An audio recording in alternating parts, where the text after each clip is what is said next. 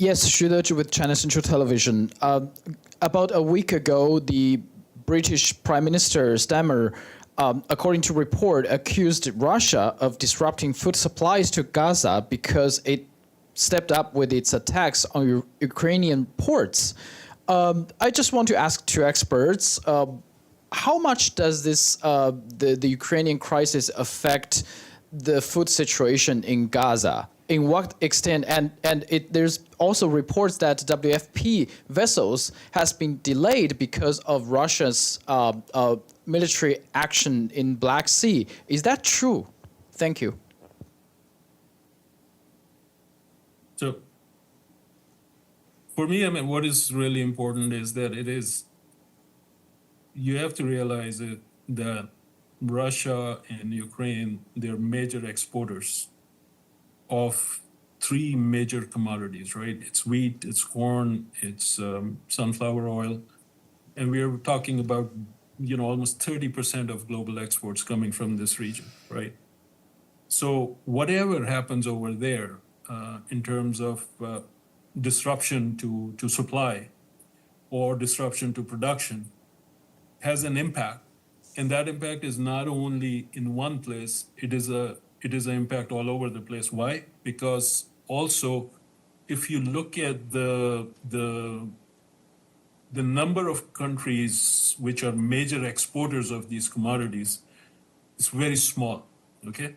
Like less than 10 countries make like 70% of our total exports of wheat, total exports of corn, total exports of rice, total exports of soybean, right? So when something happens to any one of these countries, it has a major impact.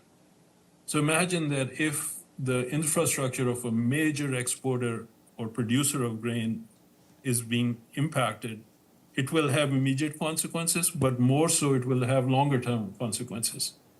But more specific for Gaza? What would be the effect? Well, Gaza is a very small country. I mean, you're talking about 2 million people. So this is a very big problem, which is way beyond just 2 million people. Do you understand what I mean? Excellent. So it has an impact on it has an impact on places which will import or which were importing from the Red Sea area, from the Black Sea area. But it is beyond just Gaza. Thank you. Anything to add from FAO?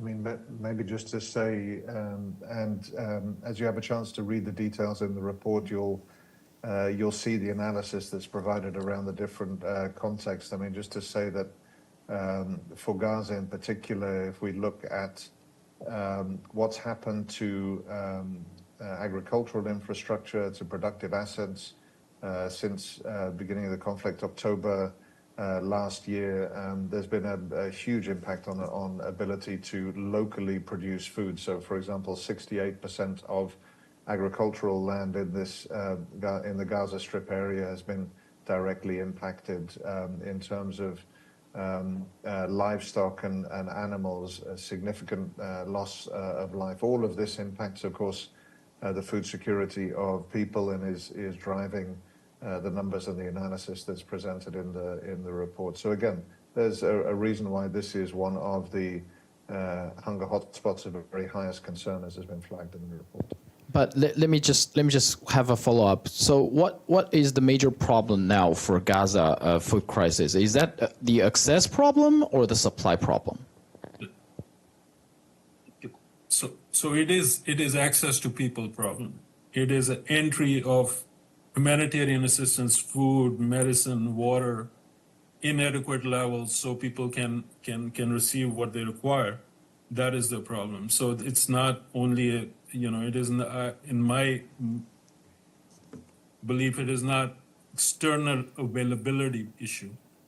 It is actually distribution of all that needs to go into Gaza. That's what needs to happen.